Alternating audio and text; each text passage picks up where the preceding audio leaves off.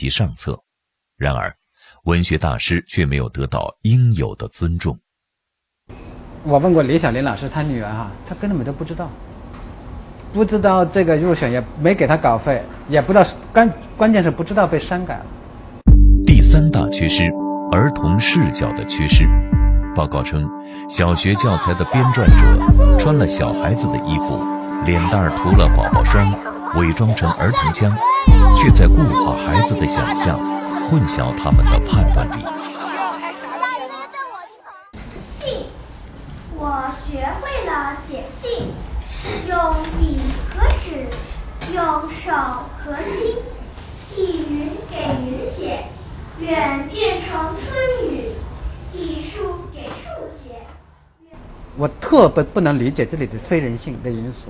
其实很简单，当我们学会认字和写信的时候，首先给谁写信？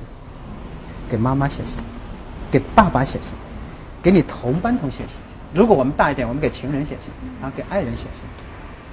那他们是给谁写信？云彩给云彩写信，森林给森林写信，弄得跟真的一样。这个虚假的情感，假大空的那些陈词滥调。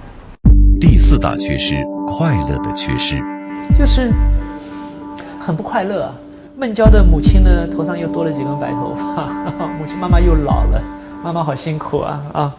然后孙中山的妈妈用一根长长的布条，一道一道的给姐姐在那边缠足绕小脚。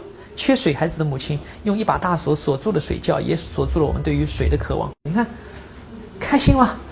哇，这个太痛苦了。怎么又是白头发，又是绕小脚了，又是缺水啦？就是怎么生活会这么痛苦呢？随着调查的深入，教师们发现的问题越来越多，发给读写月报的文章也变得越来越犀利。然而，作为一份民间刊物的主持者，李玉龙不得不讲求策略。我跟他吃住都在那个编辑部，经常是半夜的时候，然后跑过来头抓抓，然后不行啊。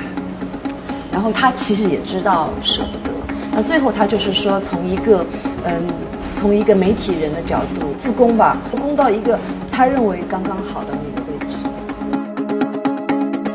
我们称这样的灌输为隐蔽课程，也就是说，他表面上跟你讲一个故事，但其实他传递了他试图要传递的一些东西，它是藏在里面的啊。完了之后，它有两个非常突出的效果，两点。第一点就是说，你问一个小学6年级的受了人教版的12册的熏陶的小学生，问他你最佩服的人是谁？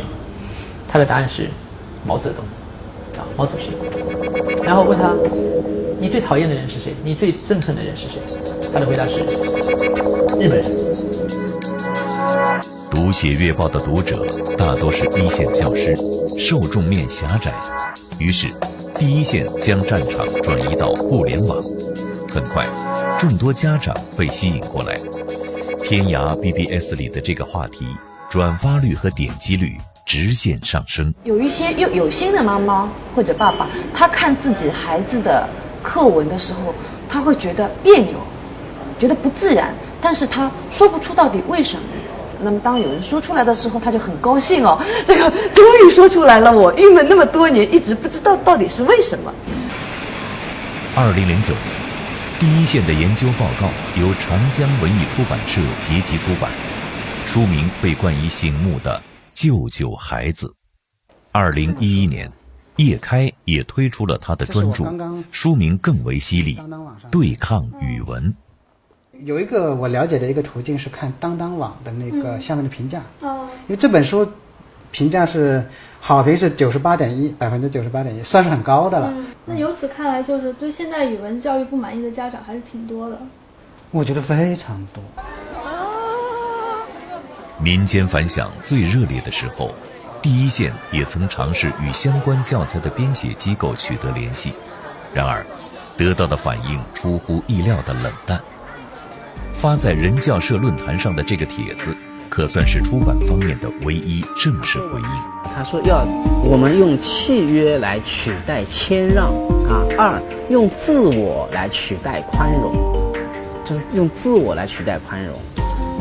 自我怎么取代宽容，我也不太了解。第三个，他就说我们是最后他说，反正我们是要让西方的那种。